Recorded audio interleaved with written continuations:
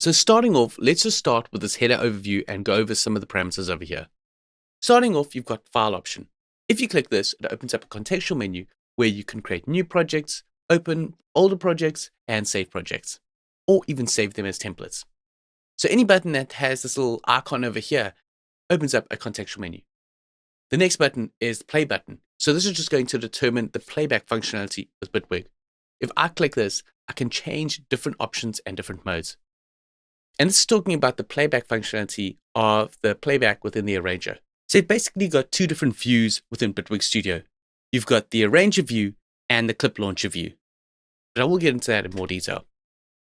One thing I do want to show you over here is you've got these little pin icons. And basically, you can pin things to add them to the header.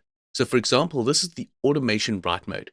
And I have an automation write mode set to latch, and that is pinned over here. So if I unpin this, you see it disappears. And this is just to give you some access to most used actions that you want to add into your header. For example, if I wanted to add the overdub functionality, I could pin that and it adds that as well. So these are just actions that are pertaining to the playback within Bitwig Studio. Then you've got your transport play button. So that's just going to start the playhead. You can stop, you can record. And if I hit record, it's going to set the automation mode as well. And if I hit play, it's going to start the metronome and then start recording onto that track. So that was a pre-roll that was set up that came in with the click. And then as it started playback, the metronome turned off. These are all things that you can change the behavior within Bitwig Studio. For example, if I go over here, I could say on playback, I want that metronome. For now, that metronome was only playing back on the pre-roll setting. As you saw, this was the automation write mode that was armed when I recorded.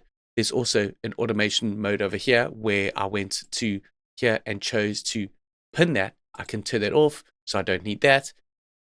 And this has got to do with how recording works. So there's a new feature where you can record to takes. So I can turn this on, and as I record, it's going to make multiple passes and multiple takes within a recording that I will show you later in the series. Over here is just a display that's giving you more information with regards to the project. For example, you've got your tempo, you've got your time signature, you've got your locators and their positioning, and then you can see if your metronome is on and off. You can turn on looping, and then these are your punch-in points. Now, these buttons add and edit. A lot of functionality with buttons within your header is determined by what you have selected within Bitwig. Now, that might sound a bit confusing, but you'll see as we get through this series how you'll use these buttons.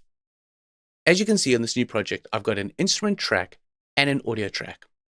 So if I've got the instrument track selected and I go to edit, that's going to open up and show me edit options that are available to the instrument.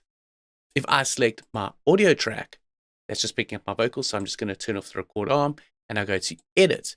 Here you can see edit functions that are associated with an audio track. So just make sure when you go to one of these actions within the header, you've got the right type of track or clip or event selected.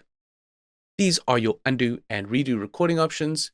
You can duplicate what you have selected. So I've got an audio track, I can duplicate it and it creates a new audio track for me over there. And then this is the delete audio button.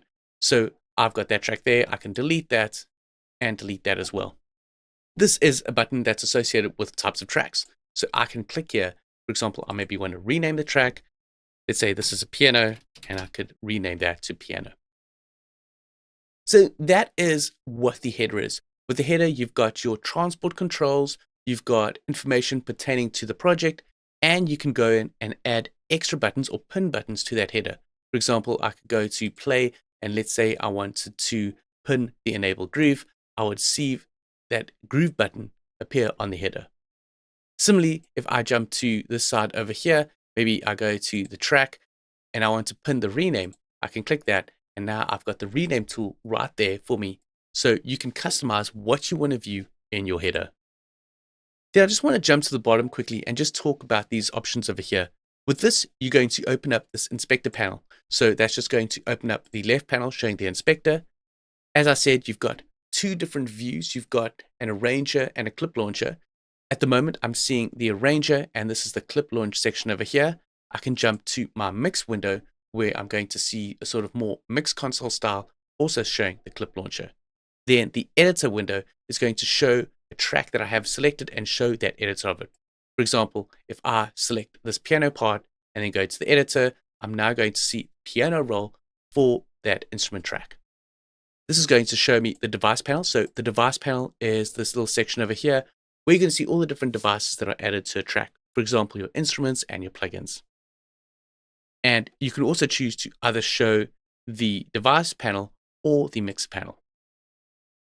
And then on this side over here, you've just got the right panel, where the right panel shows you your browse panel, which we're going to be showing quite a bit in this video to access content and pull content into a Bitwig project. And there's some other options that you can choose here to show within this right panel. But for this video series, we're going to be focusing a lot on the browse panel. And now in the next video, I'm going to go into more detail on this browse panel and how you can use it. I'll catch you in the next video.